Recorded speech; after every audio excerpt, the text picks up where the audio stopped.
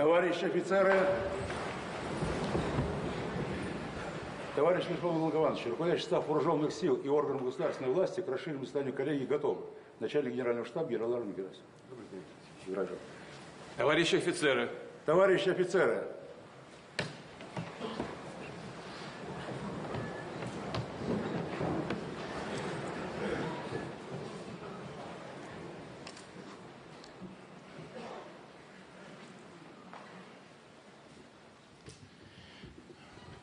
Уважаемый Андрей Рымович, уважаемые товарищи, сегодня в рамках расширенной коллегии Министерства обороны обсудим итоги работы за прошедший период. Определим приоритетные задачи по развитию вооруженных сил и укреплению обороноспособности страны. Отмечу, что уходящий год стал важным этапом в решении задач специальной военной операции. Российская армия завоевала и прочно удерживает стратегическую инициативу на всей линии фронта. Наши войска уверенно продвигаются вперед и перемалывают противника, его группировки и резервы, в том числе так называемые элитные части и соединения, прошедшие подготовку в западных военных центрах, оснащенные современной иностранной техникой и вооружением. В этом году уже освобождено свыше 300 населенных пунктов, в том числе крупные города, превращенные противником в укрепленные узлы, насыщенные долговременными фортификационными сооружениями. Они не устояли, оказались бессильными перед мужеством и воинским искусством наших бойцов. Занятые позиции, созданные за последние месяцы плацдармы и, конечно, полученный в боях уникальный тактический и оперативный опыт прорыва глубокой обороны противника позволяют наращивать темпы наступления на стратегически важных направлениях. Мы гордимся подвигами наших солдат и офицеров, сражающихся на передовой. Всех, кто защищает Россию, безопасность наших граждан. Хочу отметить наших и северокорейских боевых соратников. По решению товарища председателя государственных дел КНДР Ким Чен Ына они были направлены для участия в освобождении Курской области и плечом к плечу с российскими бойцами доблестно, отважно боролись с врагом. Приняли участие в масштабной и крайне сложной работе по разминированию освобожденной Курской земли. Наш с вами долг всегда помнить всех павших наших боевых товарищей, поддержать их семьи, их детей, родителей. Государство сделает для этого все необходимое. Прошу почтить память погибших за Родину минутой молчания.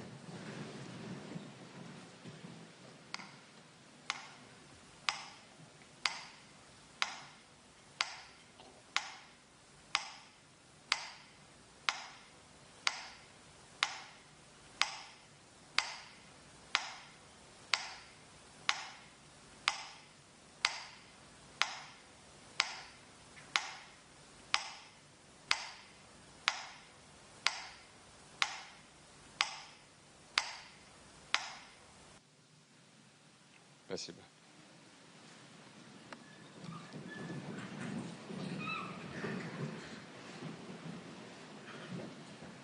Уважаемые участники коллегии, мы знаем, что за спиной киевского режима потенциал стран-членов крупнейшего в мире военно-политического блока НАТО. Беспрерывно идет масштабная военная помощь. Направляются советники, инструкторы, наемники. Данные разведки передаются. В столь сложных условиях наши войска показывают высокую боеспособность и выучку. Возможности российской армии постоянно развиваются.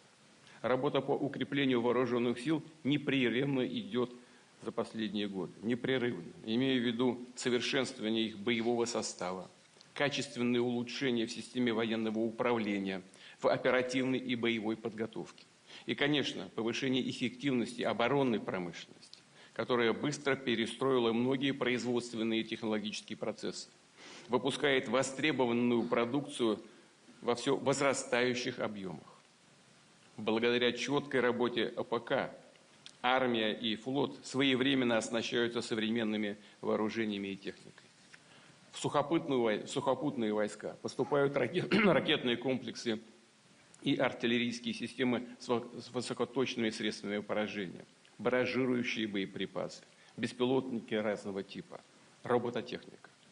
Воздушно-космические силы получают доработанные ракеты и авиационные бомбы с управляемым модулем планирования и коррекции, способные эффективно работать в сложной помеховой обстановке. Ну, многие здесь знают, насколько повышена эффективность работы за последнее время. Свыше 80% подчас получается.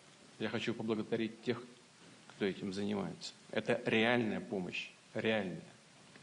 В этом году в состав военно-морского флота пополнили новые подводные лодки, включая стратегический ракетоносец «Князь Пожарский», а также 19 надводных кораблей и судов. Прошли успешные испытания стратегической крылатой ракеты неограниченной дальности «Буревестник» и безэкипажного подводного аппарата «Посейдон». За счет использования ядерной энергетической установки эти комплексы еще долго будут оставаться уникальными и единственными в своем роде. Обеспечат стратегический паритет безопасности глобальные позиции России на десятилетия вперед. Мы еще будем работать над этими комплексами.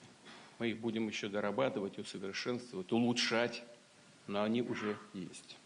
До конца года на боевое дежурство будет поставлен и ракетный комплекс средней дальности с гиперзвуковой ракетой «Орешник». В прошлом ноябре впервые было проведено ее боевое применение.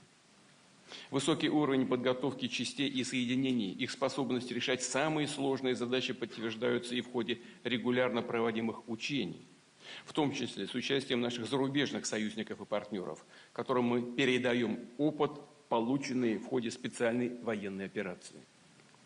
Так, отмечу хорошие результаты, которые были показаны на совместном стратегическом учении «Запад-2025». Успешно отработаны все задачи по защите безопасности союзного государства от потенциальной внешней агрессии.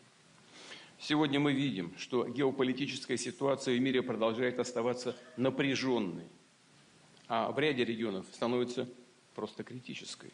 Страны НАТО активно наращивают и модернизируют наступательные силы, создают и развертывают новые виды оружия, в том числе в космическом пространстве.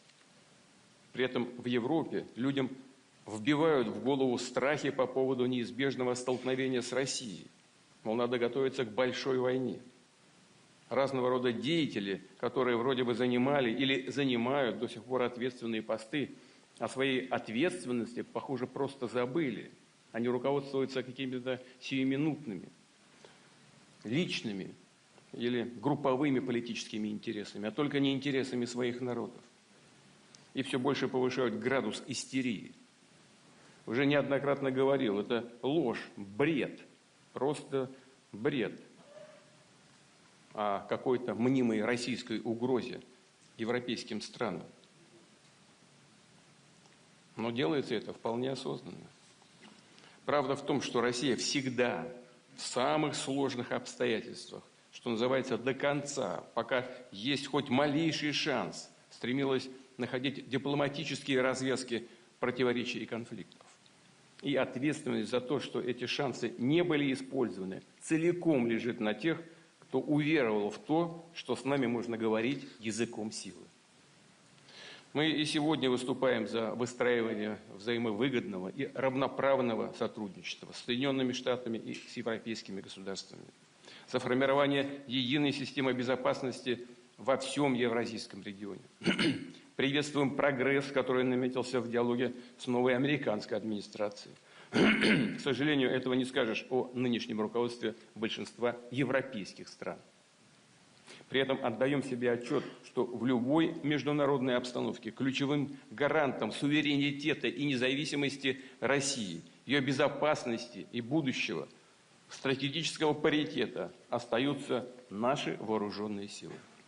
И, как уже сказал, нам нужно планомерно работать над их укреплением.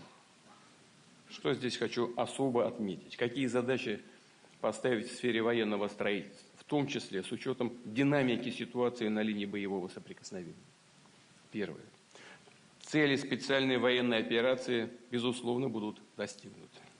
Мы предпочитали бы делать это и устранить первопричины конфликта с помощью дипломатии.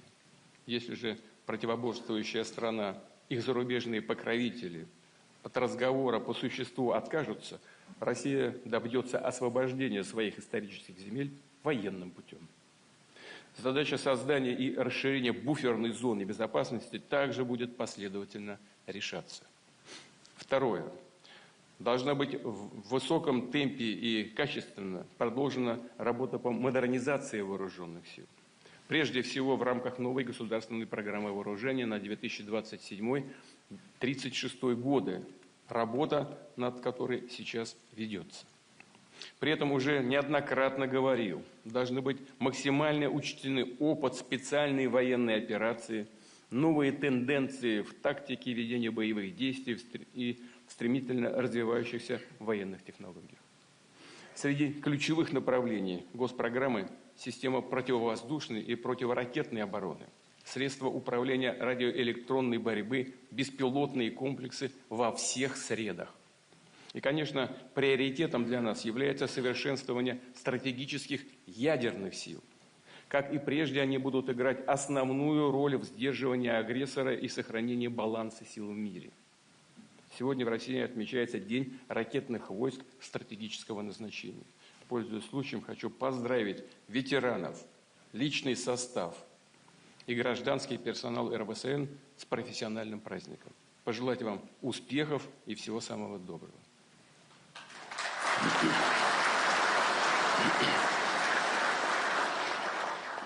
Третье. Российская армия должна и впредь оставаться в авангарде технологического прогресса. А значит, войска надо в ускоренном порядке внедрять робототехнику, информационные технологии, новые материалы, расширять применение в системах управления в автономных боевых комплексах, технологии искусственного интеллекта. Четвертое. Важно оснащать орбитальную группировку космических аппаратов нового поколения. В результате войска должны получать высокоскоростные и защищенные каналы связи. Повысится качество их обеспечения разведывательной информацией и точными навигационными данными. Далее. В мае текущего года утверждена стратегия развития военно-морского флота до 2050 года, где определен его перспективный облик. Четкая и своевременная реализация положений стратегии позволит обновить ВМФ и повысить эффективность выполнения им боевых задач на всех театрах военных действий. И, наконец, следует и дальше активно развивать военное и военно-техническое сотрудничество с зарубежными странами, с нашими союзниками и партнерами, совершенствовать систему коллективной безопасности и союзного государства. В целом, работа на этом направлении – значимый фактор укрепления региональной и международной безопасности. Уважаемые товарищи, одним из приоритетов государства является расширение социальных гарантий для участников специальной военной операции и членов их семей, для всех наших военнослужащих. В уходящем году Министерство обороны совместно с Государственным фондом «Защитники Отечества» многое сделали для повышения качества медицинской помощи, помощи раненым воинам, для решения вопросов их реабилитации и трудоустройства, обеспечения своевременных выплат и реализации других, в том числе дополнительных мер социальной поддержки семей, детей и родителей погибших военнослужащих. Обращаю ваше внимание, здесь есть еще над чем работать. Вот сейчас в ходе подготовки к прямой линии видно, что поступает много вопросов на эти темы. Но с руководством Министерства обороны мы, безусловно, к этому еще вернемся. Особо отмечу героическую работу военных врачей, медицинских работников, которые делают порой невозможное, чтобы спасти наших бойцов и после лечения вернуть их в строй. Получен уникальный, просто уникальный опыт оказания медицинской, психологической помощи военнослужащим с ранениями, травмами, заболеваниями, связанными с боевыми действиями. Такой опыт надо внедрять в деятельность не только учреждений военной медицины, но и гражданского здравоохранения, закрепив это на законодательном уровне. Безусловно, должна продолжаться и работа по индексации денежного довольствия военнослужащих. Не снижаться темпы их обеспечения постоянным и служебным жильем. Каждый защитник Родины должен твердо знать, что государство предоставит ему и его близким всю необходимую социальную поддержку. И в завершении хочу еще раз поблагодарить солдат и офицеров, которые сейчас находятся на передовой, всех участников специальной военной операции за героизм и самоотверженность. Пожелать руководству, всему личному составу и гражданскому персоналу Министерства обороны новых достижений в службе Родине и нашему народу. Уверен, что вы и впредь будете надежно стоять на страже суверенитета и безопасности России. Благодарю вас за внимание. Спасибо. Слово Андрею Рамитовичу. Пожалуйста.